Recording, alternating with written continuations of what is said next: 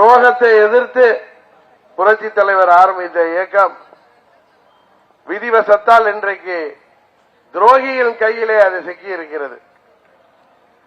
இன்றைக்கு தர்மத்தின் வாழ்வுதனை சூதுகவும் தர்மம் மறுபடியும் வெல்லும் என்பார்களே,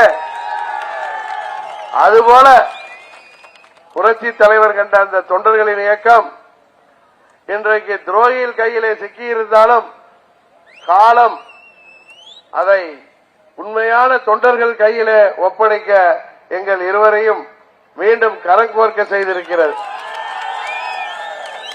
உங்களுக்கு நல்லா தெரியும், அம்மா அவர்கள் காலத்திலிருந்து நான் பாராளுமன்ற உறுப்பினராக இருந்திருக்கேன்.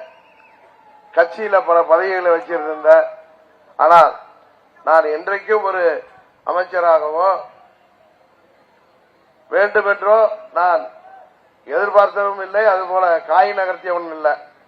நீங்க இருந்தா எங்களுக்கு பிரச்சனை, சின்னம் கிடைக்காது போல இருக்கு.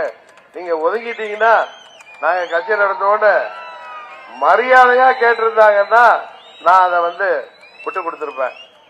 நம்மள ஒதுங்கி போ என்று கட்சியை விட்டு நீக்கிறார்கள், அதை நம்மால விட முடியுமா? அதுபோல நம்மை கட்சியை விட்டு நீக்கிய பிறகு உருவானதுதான் அம்மா மக்கள் முன்னேற்ற கழகம்.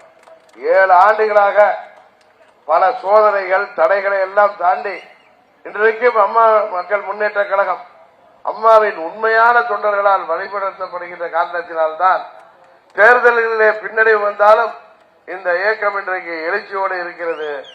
டெல்லியில் நடந்த கூட்டத்தில் பிரதமர் மோடிக்கு பக்கத்தில் போய் உட்கார்ந்துக்கிட்டு வெளியில வர்றப்ப 330 சீட்ல பாஜக ஜெயிக்குன்னு சொன்னாரா இல்லையா? அவருக்கு ஒரே பயம், நானும் அண்ணன் ஓபிஎஸோ எங்க அவர் மோடி கிட்ட போயிட்டோம்னா இவருக்கு ஆபத்துன்னு பார்த்தாரு. ஆனா பாரதிய ஜனதா கட்சி நாங்கள் 2 பேரும் வேண்டும் என்று விரும்பிய காரணத்தினால அங்கிருந்து ஓட்ட முடிச்சிட்டார்.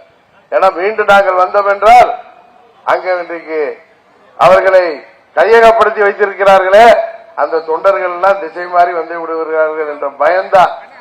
அதனாலதான் பழனிசாமி இன்றைக்கு தேனியில நின்றுட்டு வாய்க்கிலேயே பேசுறாரு. அதாவது யாரு பச்சைன்னு உலகத்துக்கே தெரியும். அவர் பச்சை துரோகி என்று தேனி மக்கள் அவரை பார்த்து திரும்ப கேட்கிறார்கள். அவரை முதல்வராக்கினவங்களுக்கு துரோகம். இன்னும் சொல்ல போனா முதல்வராக்கிய சின்னம்மாவை பார்த்து அப்ப காலில் வந்து கும்பிட்டவரு மீண்டும் மறுபடியும் அவர்களை எப்படியெல்லாம் பேசுறாரு. சூரியனை பார்த்து ஏதோ குலைக்குமாமலன்னு சொன்னாரா இல்லையா? இப்ப எப்படி யாரும் பல்ட்டி அடிக்கிறாரு பாருங்க. வயதுல மூத்தவங்க, அதனால காலில் விழுந்துங்கிறாரு. எத்தனை பல்ட்டி? பச்சோந்தி யாரு? பழனிசாமி. இந்த பழனிசாமி நான் பாஜகவை தமிழ்நாட்டுக்கு எதிரான திட்டங்களை அவர்கள் இங்கே அழுத்தம் கொடுத்த காரணத்தினால் எதிர்த்தவன், நான் தனிப்பட்ட காரணத்துக்காக அல்ல.